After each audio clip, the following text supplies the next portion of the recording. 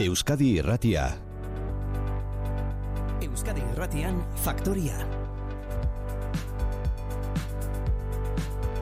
10:28 adimen artifiziala enbataren pare sartu da gure bizitzatan, gure egunerokoan. Nabarmena da arlo askotan hori, beste zenbaitetan oharkabeago dabil, baina badabil. Ia denera zabaldu ditu bere erroak nolabait esatera. Jon Artano, egunon. Egunon, Mikel, eta egunon entzulioi. Onats titular bat esan duguna zifratara errenditzen duena. Dagoeneko, gure inguruko enpresetetan, 8tik batek darabila adimen artifiziala. 8tik bat beraz, baina adimen artifiziala darabilten enpresa hoien dirusarrerak 9% handitu dira.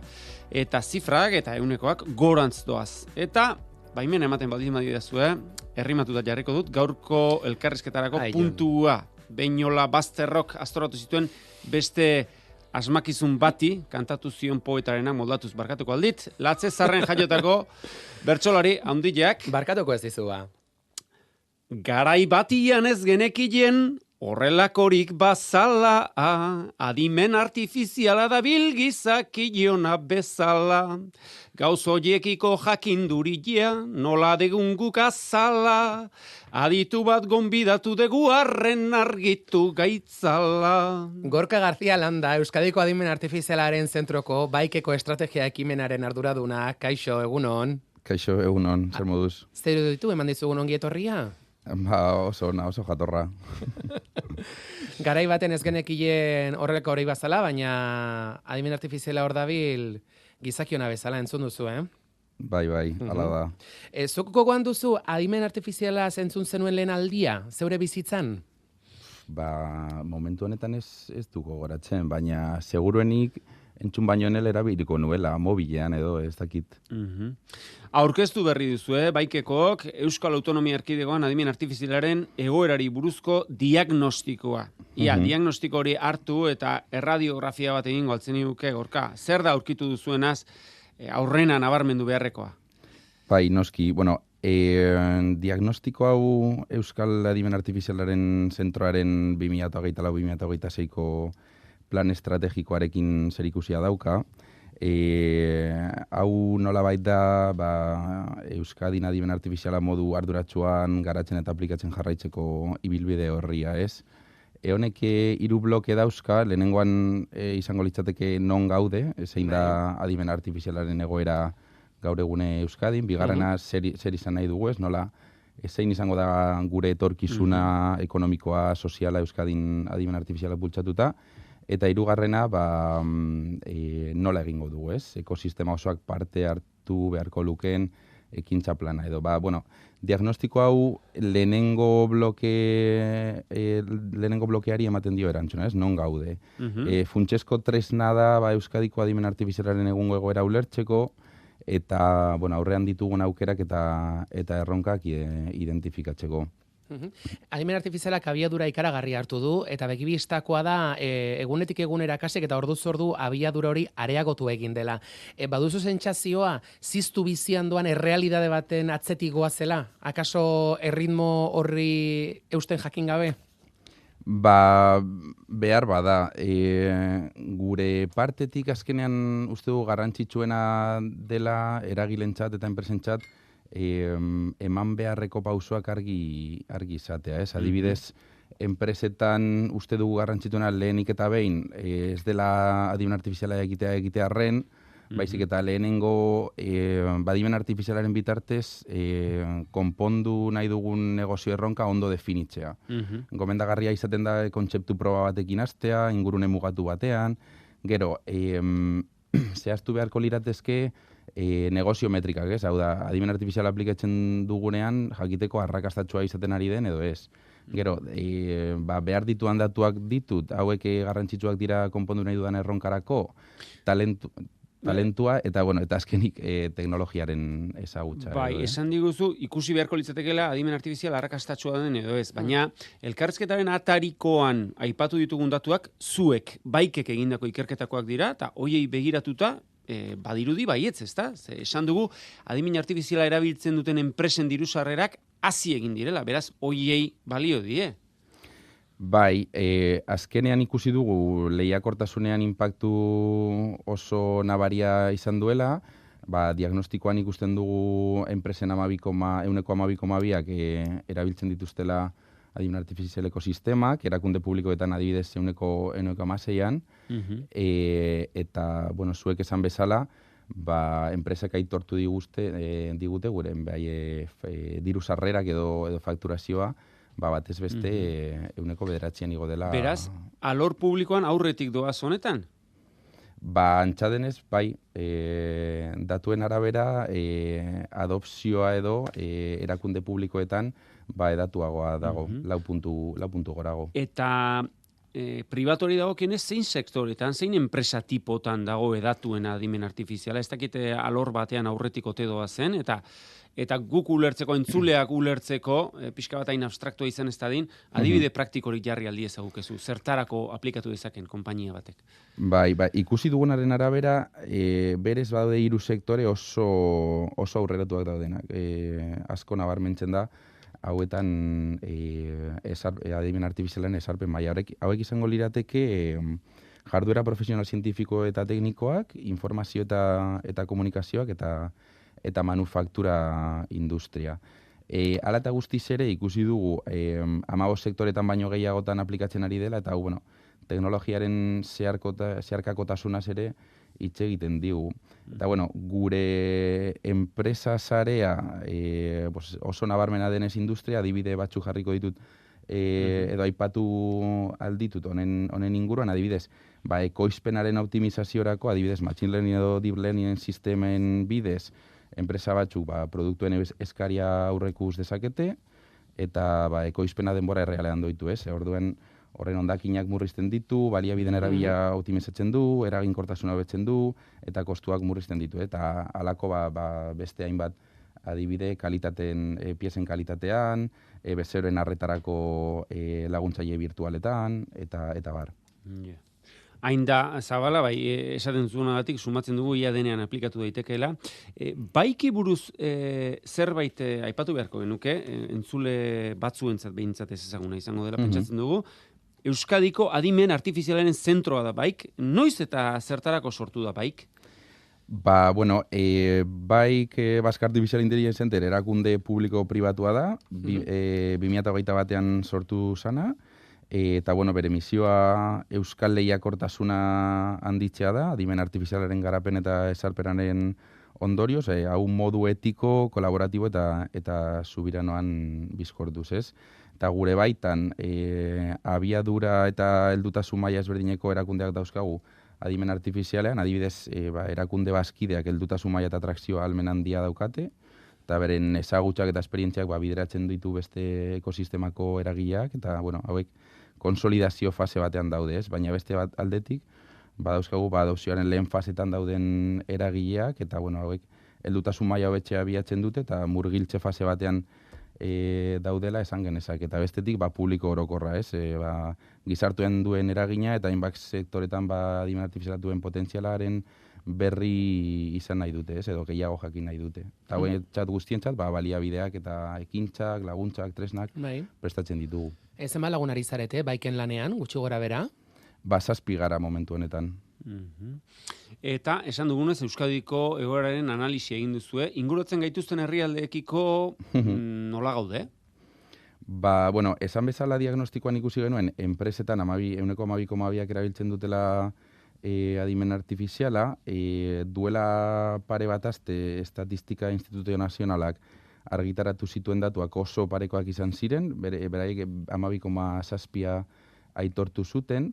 Beraz, estatuaren batez besteko pizka bat gorago gaude, eta, Madril eta Katalunia dira aplikazio maila altuagoa dauzkaten eskualdeak, eta, nazio artean, Europar Batasuneko batez bestekoa 8% izan zen 23an, Frantziatik gora gaude, Alemaniatik hurbil, eta, Erresuma Batuak adibidez, 15an, 16an dago, edatuago dago erabilpena, baina beti esaten dugu, ez dela garrantzitsua zenbat, baiziketan nola, ez? Adopzio etiko eta sendoa bultzatzen dugu, enpresa bakoitzaren beharretara lerrokatuta egotea, eta inpaktu iraunkorra eta epek luzeko onurak dakarrena.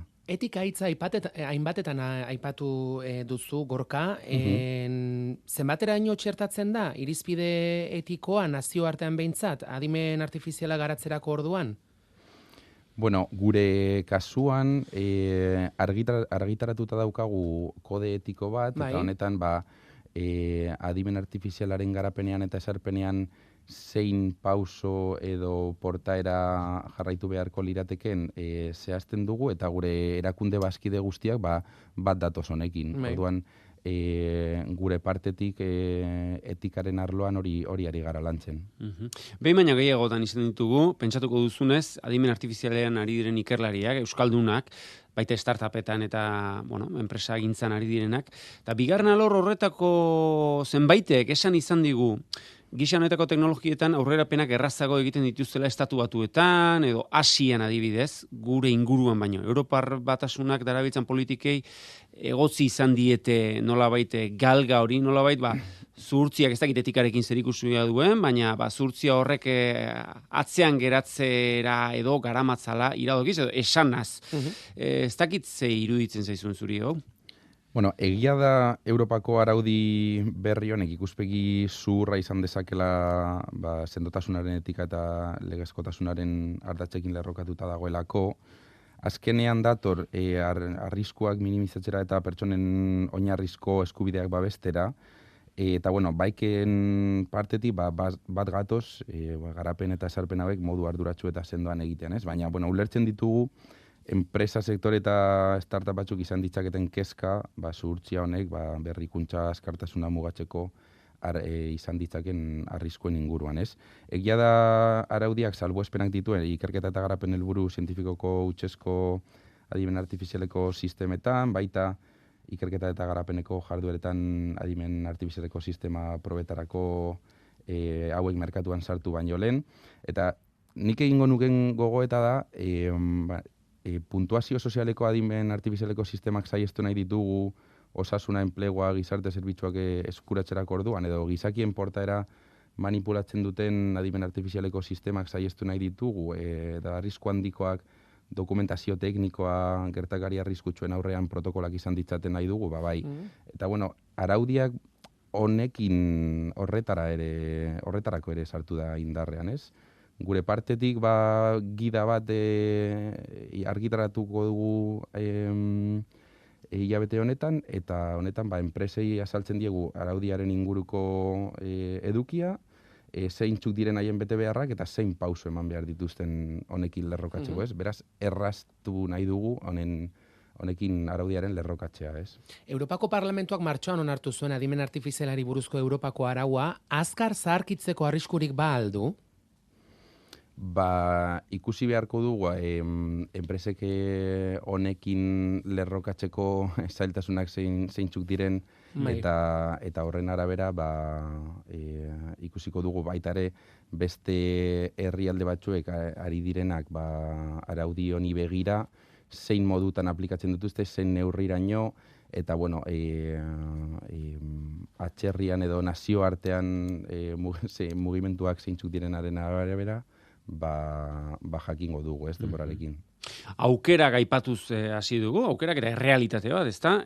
Diru sarrerak nola hasi diren, adimen artifiziala dagoeneko erabiltzen duten euskal enpresen artean, alderdi ez hain ederrak ere baditu adimen artifizialak, arrisku batzuk aipatu ditugu, etika alorrekoak eta beste batzuk, agian ukigarriagoak edo, energia kontsumoa adibidez, datu zentruek energia asko kontsumiten zuten lehen, eta adimen artifizialak ikaragarri azkartu omen du, kontsumo hori, argindarra eta ura ere bai sistemak egozteko, zaborra ere bai, nola ikusten duzu ezuek hau dena? Egia da gure partetik ikerketa aktiboa sustatzen saiatzen garela, emisioak eta energia kontsumoa murrizten dituzten adimen artifizialeko sistemen bitartez. Horretaz aparte hemen gakoan ikuste dut demokratizazioan dagoela. Gero eta gizarteko erakunde eta sektore gehiagorentzat eskuragarri egitea adimen artifizial hau edo soluzio hauek emisioak eta energia kontsuma murrizteko. Adibidez, Imagina dezagun, ibilbide logistikoak optimizatzen dituen adimen artifizialeko sistema batek, nabarmen murriztu dizake erregai kontsumoa, ez? Kamioientzat, ibilbide laburragoak eta eraginkorragoak planifikatzen bai dituelako. Teknologia hau, enpresa bakar batean ezartzen bada, energia aurrezkiak ez duia konpentsatuko data zentroen kontsumoa. Hala ere, industria logistiko osoan oso edatuta badago adimen artifizialeko sistema hau, datu zentroen kontsuma konpentsatzeaz gain, inpaktu positibo gehigarria izango duela uste du. Orduan, gakoak dira soluzio hauen garapena sustatzea eta gero edapena laguntzea, demokratizazioa.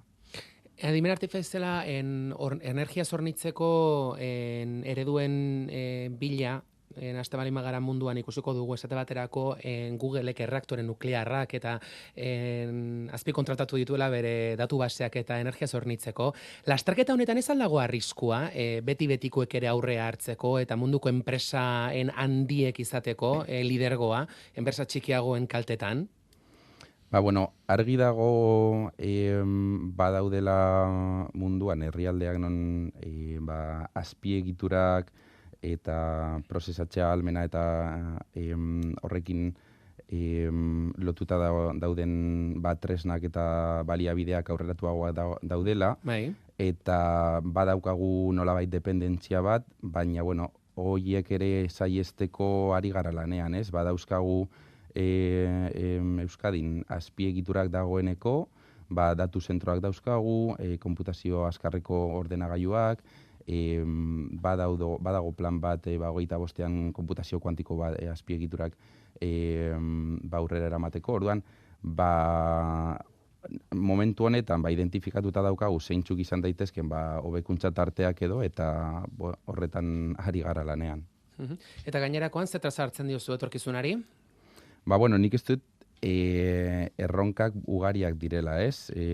Esan bezala demokratizazio fase honetan gaude, azkenean merkatu global lehiakor honek behartzen gaitu, orduan erronka bat da adopzioa sustatzea, baina modu arduratsuan, abantaia ez dago hainbeste aplikazio azkarrean baizik eta pertsonikiko arduraz eta errespetuz ezartzean teknologia, bestetik talentua da beste erronka handi bat, merkatuak eskatzen dituen adimen artifizialen inguruko kompetentzien eskara gero eta handiagoa da, eta hau asetzeko mekanismoak ezarri behar dira, datuen kudeaketa eta erabilgarritasuna, ezinbestekoak direlako adimen artifizialeko ereduak sortzeko eta trebatzeko, azpiegiturak ere beste erronka bat dira, esan bezala, eta atzerritik ikastea eta gure sendotasunak ikusaraztea atzerrian hori bada beste bat, eta garrantzitsuena, barne ekosistema sendoa eta gure eragileen arteko lankidetza. Gorka García Landa, Euskadiko Adimen Artifizialaren Zentroko Baikeko Estrategia Ekimenen arduraduna, eskerrik asko, faktoriera etortzagatik. Zuei. Laster arte. Gero arte, agur.